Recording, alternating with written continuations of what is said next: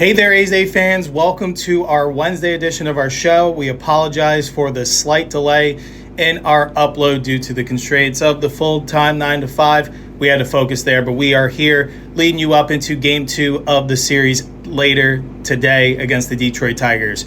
Today is Wednesday, July 8th. We've got a good show for you. A little bit different of a format just because we're meeting at a different time. But nonetheless, we still want to stick to our promise of delivering 2 episodes per week to you. So today we're going to kick off talking about the A's having 2 All-Star representatives and 2 that will be starting in the game next Tuesday, July 14th in Philadelphia at Citizens Bank Park, as Shea Langeliers will be the starting catcher and Nick Kurtz will be the starting first baseman for the American League All-Stars. We'll dive into those more than worthy recognitions. From there, we'll discuss some roster moves leading up to first pitch today. And then we are going to touch upon our Salt Lake City experience, which we got to live and create so much content and have begun posting already from this past 4th of July weekend. Then before we get on out of here, we will provide a series preview for the remainder of this 3-game set. Appreciate you all remaining patient, and we feel so fortunate to be back behind the mic talking about the Athletics. Holy Toledo, let's go A's.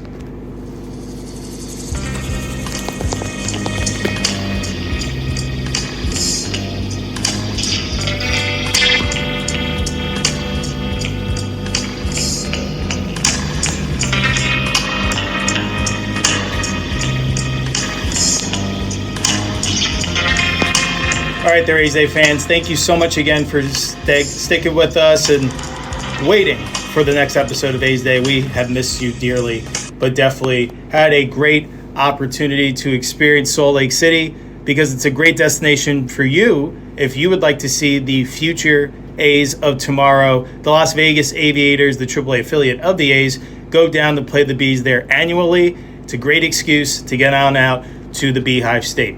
But we'll get to that in a little bit as we're going to dive in talking about some A's All-Stars. The Athletics' powerful 1-2 punch is headed to Philly.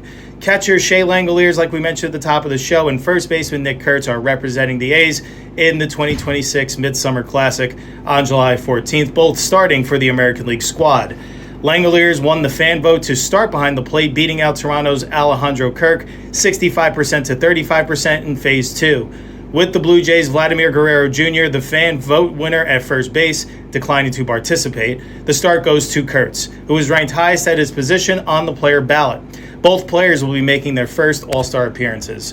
Typically occupying the top 2 spots in a dangerous A's lineup, Langeliers and Kurtz have both been among MLB's best hitters at their positions in 2026.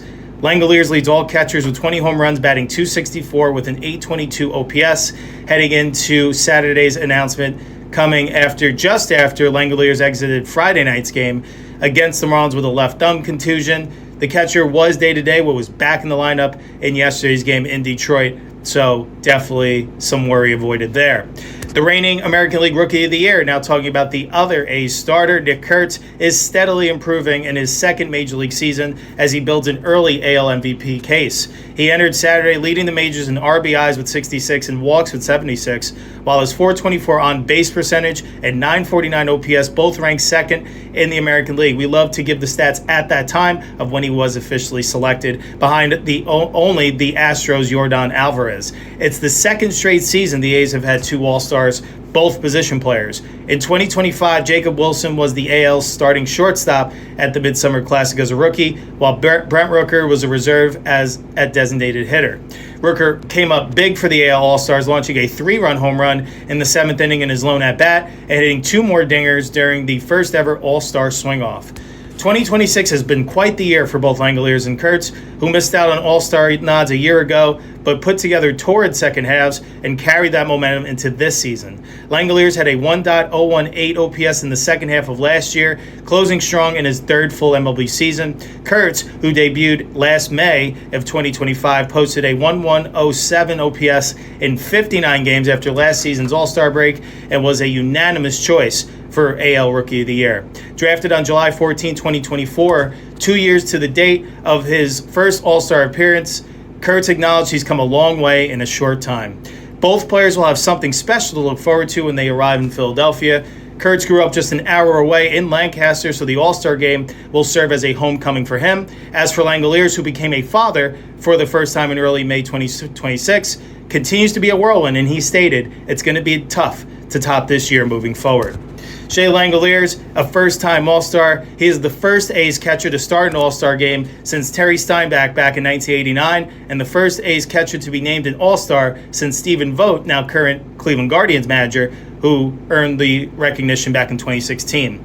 He recently joined Chris Davis as the second player to post 4 consecutive 20-homer seasons for the A's over the past 20 years. Since the A's moved to California in 1968, Langeliers is the 9th player with a stretch of at least 4 consecutive 20-homer seasons. Nick Kurtz is also a first-time All-Star. This is a homecoming of sorts. He grew up in nearby Lancaster as a diehard Phillies fan, and his family had season tickets for years when he was a kid. His fandom ran so deep that he named his pets after his favorite Phillies: Bryce Harper, Ryan Howard, Chase Utley, and Hunter Pence.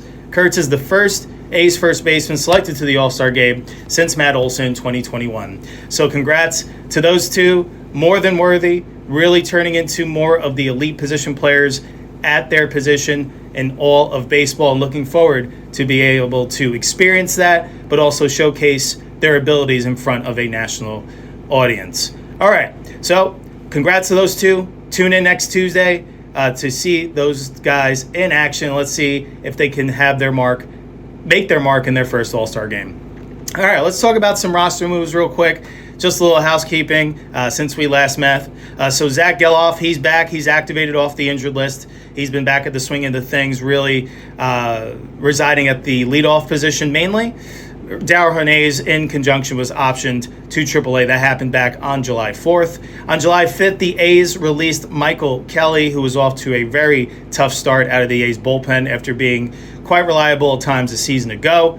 And then yesterday, Cade Morris was optioned to AAA, and in conjunction, Jacob Lopez gets the call back up to from AAA to see if he was able to right his ship. He did get into the game yesterday out of the bullpen. Brian Serven, he was optioned to AAA, and Jacob Wilson is officially back. He was activated off the injured list, and then we found out earlier today, and he is in tonight's starting lineup, I believe, in the cleanup spot, and I think he's DHing tonight. But Tyler Soderstrom is officially activated off the injured list. So looking forward to see Sody get back into the groove of things. And hopefully the A's have been mired in such a tough stretch, really going through the injury bug over these last 2 to 3 weeks. Their record has reflected on it, really having their roster depth tested. But now let's see if as they get their main pieces back, if they could start playing some better baseball through the course of this week, gather some momentum so they can come out firing in the second half after the All-Star break. So those are our roster moves. We'll keep you up to date on our next episode to see if anything further comes about throughout the course of this week. This episode is brought to you by the Hilton Salt Lake City Center. Hilton Salt Lake City Center is perfectly located in the heart of downtown Salt Lake City. Our property features 19 distinctive suites, including a themed cabin suite that captures the beauty and spirit of our beehive state.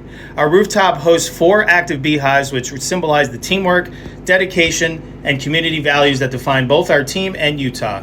Hilton has been named the #1 best company to work for, and our property fosters a culture of collaboration, empathy, and excellence, ensuring every team member and every guest feels the light and warmth of hospitality. Meeting planners can take advantage of over 32,000 square feet of event and banquet space, a fully equipped fitness center with Peloton bikes, and a relaxing indoor pool, making our property the perfect downtown destination.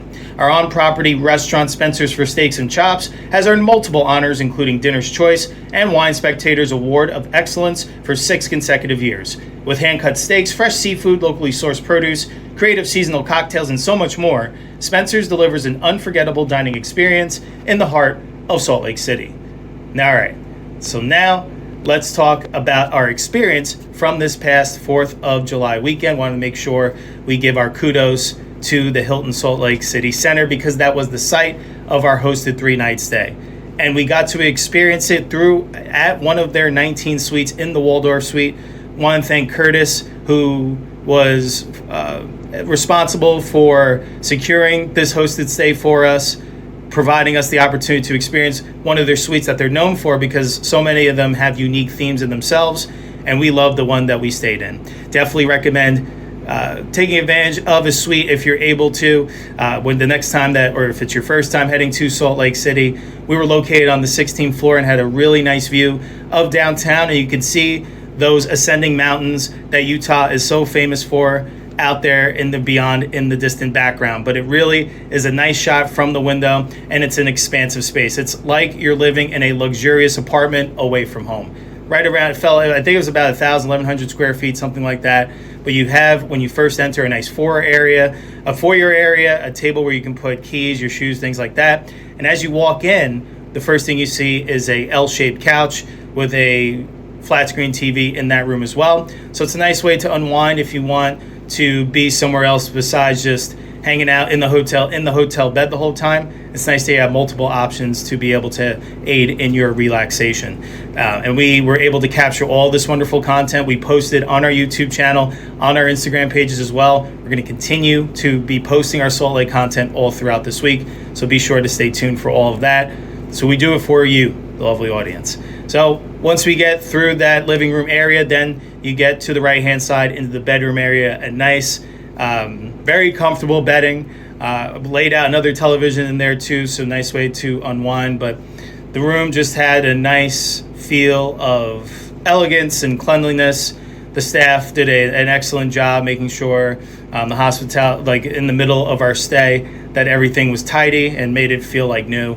And then you go into the bathroom. It's a double sink, which is always nice, a nice long mirror, get ready for the day, a nice full tub. If you do want to relax, especially after a long hike, perhaps in the Wasatch Mountains or in one of the canyons, or you're spending some time in the Great Salt Lake and you want to be able to just let your body heal from all of that and just have a relaxing moment during your trip, they do sell bombs downstairs in the on-site market. They've got a little bit of everything for all of your travel needs.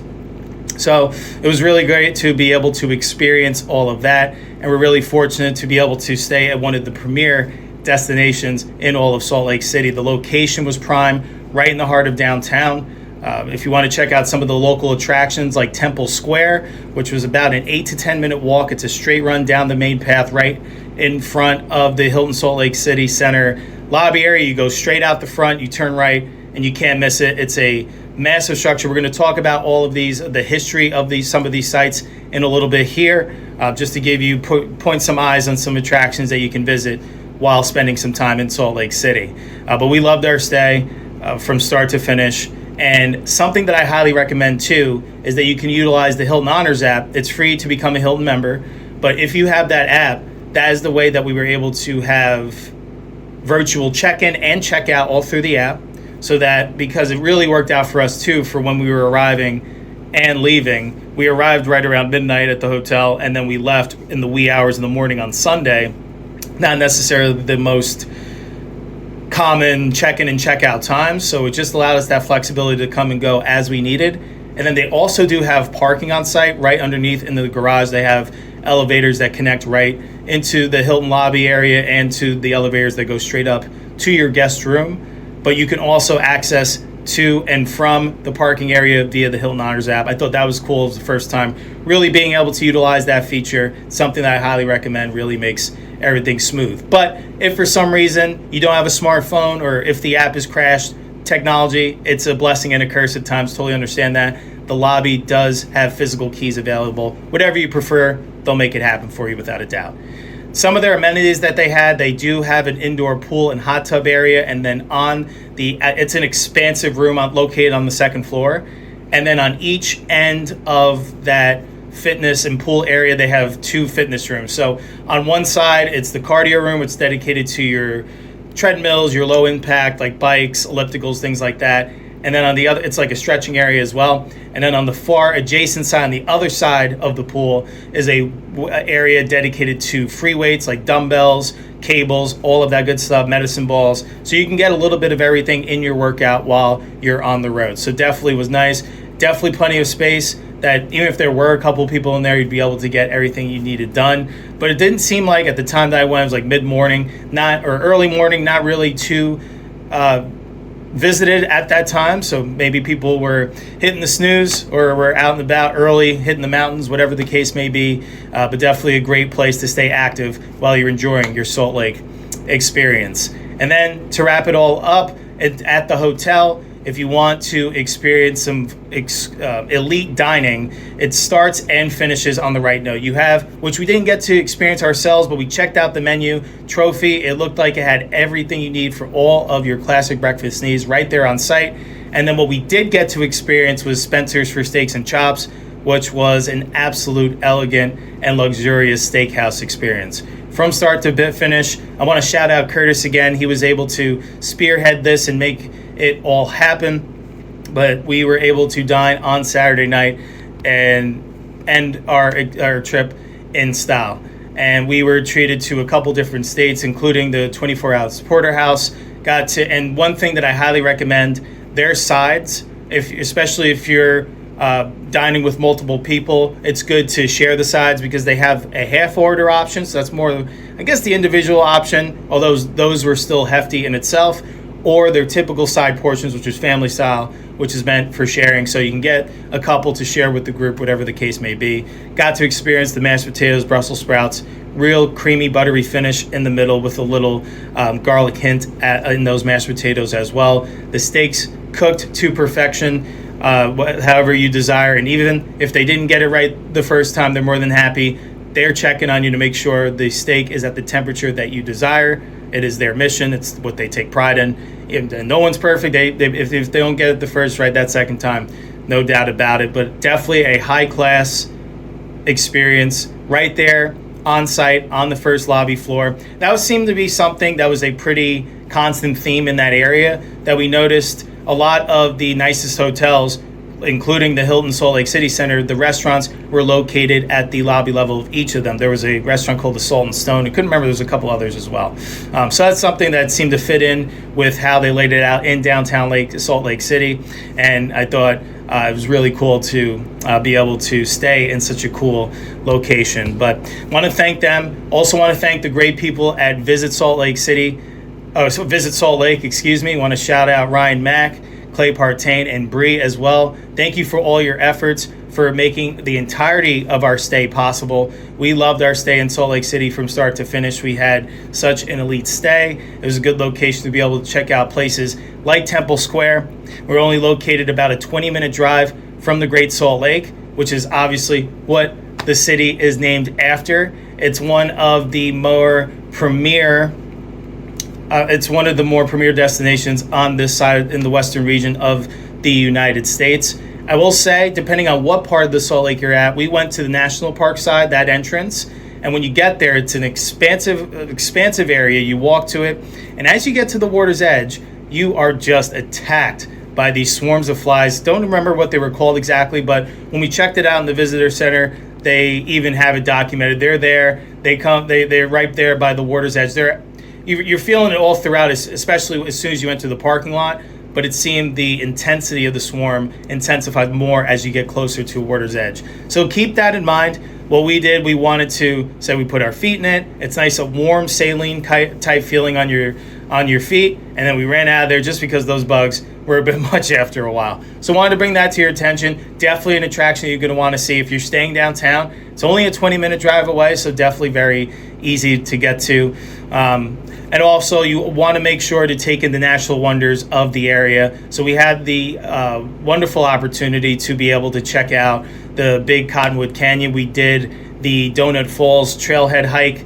It was a nice slight incline, and there's two options. There's a longer one that I believe takes about 5 hours out and back. But we took the shorter one just because we had a little bit tighter of an itinerary. Wanted to see a little bit more around Salt Lake City, but also see the wonders at the end of this trailhead as well. So we took the inside loop, and definitely was worth all the sights. And just being able to be amongst nature is a blessing in itself. And when you get to the end, you see a ascending or descending waterfall, which is great for views, pictures, but just to experience the natural wonders of that. There's tons of hikes all throughout the canyon, but also throughout the Wasatch Mountains. You can go get recommendations for sure, without a doubt. I believe there's plenty on the Visit Salt Lake website as well. They are filled with itineraries and suggestions of how you can get the most out of your Salt Lake City adventure. And then last but not least, and this is actually where we started, but we wanted to make sure we talked about all the aspects of Salt Lake City. But part of the reason why we were able to make this happen was because we wanted to talk about a unique baseball experience. So we were able to head to this area because we wanted to take in all the action with the Salt Lake Bees, who are the AAA affiliate of the Los Angeles Angels of Anaheim. Again, I want to thank the people at Visit Salt Lake. They were able to get us in contact with the Salt Lake Bees, and then once they made that initial virtual introduction, the Bees were wonderful every step of the way. I want to shout out Nate Thompson, Tony Parks, and the whole baseball operations staff. It was a pleasure to meet each and every one of you, and really thank you for your hospitality. They treated us to a tour of the facility. It's one of the newest ballparks in all of minor league baseball. It was just opened up last year. Seats about 8,000 people, and it is really high elite class in terms of viewing experience for everyone in the family. Located in South Jordan, Utah, you are delivered a true big league experience with sweeping views beyond the center field wall of the Wasatch Mountains, and especially as the sun sets and you see those colors reflecting off the mountains, it's really such a sight to see. You're going to want to check out all of our content that we post about that, about our game day experience, and everything you can take in there. It was really, truly an honor to be able to spend our Friday there for a unique minor league baseball experience. Now, the reason why we were able to select this game too as well, and on the A's Day side, because we actually collaborate with our Bases, Barrels, and Ball Players podcast, which I also am the host of, yours truly. But we wanted to collaborate on that because the AAA Athletics, the Las Vegas Aviators, were in South Jordan taking on the Bees. So we were hopeful. Obviously, it's hit or miss. We were thankfully able to receive on-field credentials to be able to interview players and just get some cool content at field level. On that day, neither team really took extensive on-field BP, but we were able to interview a couple of Bees players, the Angels' number 2 prospect, Nelson Rada, and left-handed pitcher, Rob Kaminsky. It was a pleasure to sit down the dugout and speak to those two players.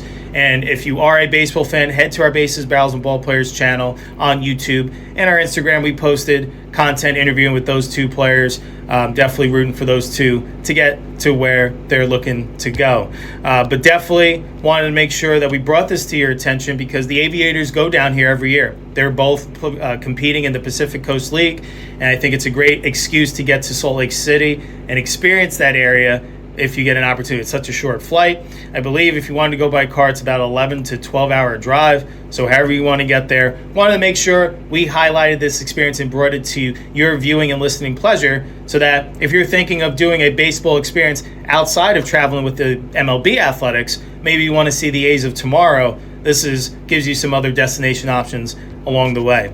So at that Friday night game, after we got the full tour, we got to see the little town called Daybreak, located beyond the outfield fence, which is home to a movieplex, apartment-style living, shopping, the team stores out there, which they are now open on 2 alternative non-game days. Like if the Bees are away from home, they open for limited hours on 2 days throughout the week, just like any other store as well. So that's cool to help expand their viewership in that area as they continue to expand over the next couple of decades. It really seems to be a developing area. So it was really cool to see it at the foundation and really get that unique game day minor league experience. So on Friday, it was definitely a typical Pacific Coast League battle with the Aviators coming out on top 11-9 late. Home runs were hit galore, and it was really, there's not a bad vantage point in that stadium. We were fortunate to be able to take in the game from the press box. Again, thanks to the Salt Lake Bees for being so warm and hospitable, and they welcomed us back anytime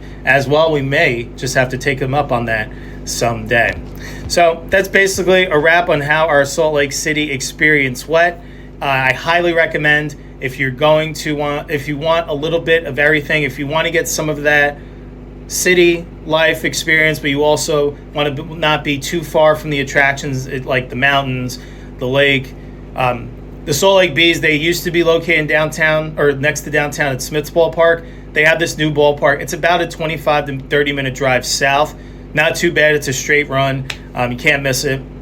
And definitely recommend staying downtown so you can get to all of the action. But I want to thank all of our Salt Lake partners. It was a privilege. It was a pleasure to be able to experience your area, and definitely with us being out in California, such a short flight, you never know where we might find ourselves back there for a future adventure in the Beehive State. So thank you so much. We loved it. Be sure to check out our social media pages, our YouTube channel. We've started posting some content already on A's Day, but also bases, barrels, and ball players as well. And over the next couple of days, we'll continue to do so as well.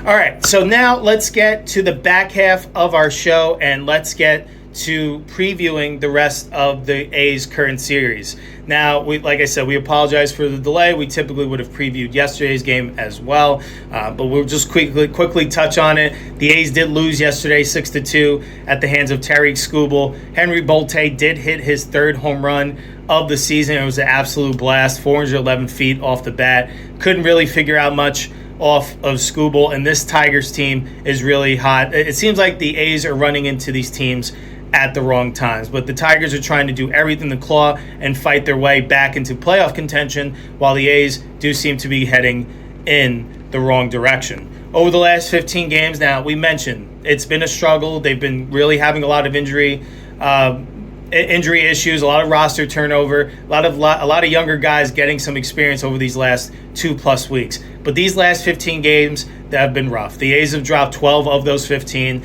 And just here are some stats, just what they're going through. Obviously, we're not going to make too much of it because all teams are going to go through these types of struggles throughout the long course of the season. The fear is you don't want it to balloon into something like last year, where at one point they lost 20 or 21 games and played themselves out of the postseason. You got to nip it in the bud at some point before it ruins your season. So over the last 15 games, we'll start offensively. They're hitting .229 as a team, which is 22nd in baseball. They've only hit 11 home runs over that stretch, which is the least amount. And that's crazy considering where their home games are played. They've scored 61 runs, which is 26th over that stretch. They've hit to a .299 on base percentage, which is 23rd. They've struck out 140 times, which is right around league average over that stretch, 15th. A .331 slug, which is 28th. On the mound, hasn't been good either. Over those 15-game stretch, they've pitched to a .613 ERA, which is 28th. They've walked 61 batters, which is 8th. They've struck out 135 batters, which is 18th. And they've given up 30 home runs, which is the second most in baseball amongst that time. Over their last series, since we last met, they were swept at home to conclude their homestand against baseball's hottest teams in the Miami Marlins. They lost 12-5, 7-2, and 98. They are now on the road in Detroit. The series kicked off last night at Comerica Park. Like we mentioned, they lost 6-2 against the back-to-back Cy Young Award winner Tarik Skubal. As now, let's get to the rest of this series preview. The Tigers now coming with the same record as the A's at 41-50 and are led by manager A.J. Hinch. Offensively, the Tigers are batting .236 as a team, which is 24th. They've hit 106 home runs, which is 15th. They've scored 385 runs, which is 21st. They've walked 327 times, which is 10th. They've struck out 791 times, which is the 10th most, and they've hit to a .712 OPS. On the mound, they've pitched to a .373 ERA, which is 6th. They've walked 271 batters, which is the 7th least. They've struck out 744 batters, which is 20th, and they've pitched to a .122 whip, which is 6th. And defensively, they fielded at a .988 fielding percentage, which is tied for 4th, and they've committed 40 errors, which is tied for the 7th least amount in baseball. All right, now we've got some starting lineups for tonight, and this is the Tigers lineup against the lefty Jeffrey Springs. So they'll be led off in center field with Matt Vierling. Batting second, the catcher, Dylan Dingler. Batting third, the third baseman, headed to the All-Star Game, and so is Dingler, Kevin McGonigal. Batting fourth, the first baseman, Spencer Torkelson. Batting fifth, the left fielder, also in the All-Star Game, Riley Green. Batting sixth, the second baseman, Hao-Yu Lee. Batting seventh, the right fielder, Ben Malgary. Batting eighth, the designated hitter, Jahmai Jones. And batting ninth, the shortstop, Zach McKinstry. Now, here is the A's starting lineup. They'll be led off at third base, Zach Geloff. Batting second, the first baseman, Nick Kurtz. Batting third, the catcher, Shea Langeliers. Batting fourth, and welcome back from the injured list, the designated hitter, Tyler Soderstrom. Batting fifth, the shortstop, Jacob Wilson. Batting sixth, the right fielder, Lawrence Butler. Batting seventh, the second baseman, Joshua Kuroda-Grauer. Batting eighth, the left fielder, Carlos Cortez. And batting ninth, the center fielder, Henry Bolte. Now, here are the game times and starting pitching matchups. So today's game, at the time of recording, is going to be starting in a little under an hour. 6:40 p.m. Eastern Time, 3:40 p.m. Pacific Time, first pitch. Jeffrey Springs getting the ball for the A's, going up against Troy Melton. And then tomorrow's rubber match of this three-game set, also a 6:40 p.m. Eastern Standard Time start, 3:40 p.m. Pacific. Jack Perkins getting the ball for the A's, going up against left-handed pitcher Framber Valdez for the Tigers. Now let's get to know real quick these Tigers starting pitchers. A little bit of a scouting report. So first tonight, the A's will be going up against right-hander Troy Melton. On the year thus far, he's made 7 starts, going 4-1 with a 2.08 ERA. In 44 innings, he's walked 10 batters, 32 strikeouts, and a .80 whip. In his last start, it was in the Bronx against the New York Yankees. They won in extra innings. He didn't factor into the decision, but he pitched brilliantly. He pitched 6 1/3 innings, allowed 2 hits, no runs, 1 walk, 7 strikeouts, and his fastball in the year thus far has averaged 95.9 miles an hour. Troy Melton is pitching like a future ace currently for the Tigers, currently holding a 4-1 record with a 2.05 ERA and a .80 whip. Through 44 innings pitched in the 2026 season, since returning in late May from right elbow inflammation that sidelined him during spring training, the 25-year-old right-hander has solidified his spot in the rotation with 3 consecutive quality starts heading into mid-July. He is a mature physical presence at 6'4" and 210 pounds. His mechanics are relatively stiff but highly repeatable delivery. With his arm actions, he features a tight, shortened, and compact arm action designed to eliminate extra moving parts and maximize control. Melton relies on a versatile 6-pitch mix, anchored by velocity leaps he has made since transitioning from college catcher to pro pitcher. His four-seam fastball sits 95 to 97, topping out at 98, thrown with good command at the top of the zone. His slider sits 86 to 87 with sharp late break used effectively at the back foot of left-handed hitters. A cutter, a firm high-utilization weapon averaging 91.6 miles an hour that keeps hitters off balance. Also a split-finger changeup, sits mid to upper 80s, acting as his primary off-speed offering. A sinker runs in at 95.2 miles an hour to give hitters a distinct, heavy-moving fastball look. His curveball is a slower looping option at 77.8 miles an hour to steal strikes and alter timing. Some of his strengths are focused on his elite command and control, features plus control with his 6% walk rate. He consistently works ahead in counts and naturally avoids big damaging innings. His repertoire depth mixes 6 distinct pitches seamlessly, helping his arsenal play up despite missing fewer bats than pure power pitchers at a 19.2% K rate. He does do a good job at run suppression, showing incredible composure under pressure, demonstrated by throwing 6.1 shutout innings in his last outing in the Bronx. Some areas for improvement are his home run vulnerability. Melton's FIP at 4.55 tracks noticeably higher than his ERA 2.05, heavily influenced by solo home runs. 7 of the 10 total runs he has surrendered this season came via solo shots. And he also does have stiff mechanics, with his natural stiffness occasionally affecting his visual deception. It can't make it imperative that his location remains precise. And now, as for tomorrow's starter, the left-handed pitcher Framber Valdez, he's made 18 starts on the year, pitching to a 4-6 record with a 4.29 ERA and 100.2 innings pitched. He's walked 36 batters, struck out 78, and has pitched to a 1.38 whip.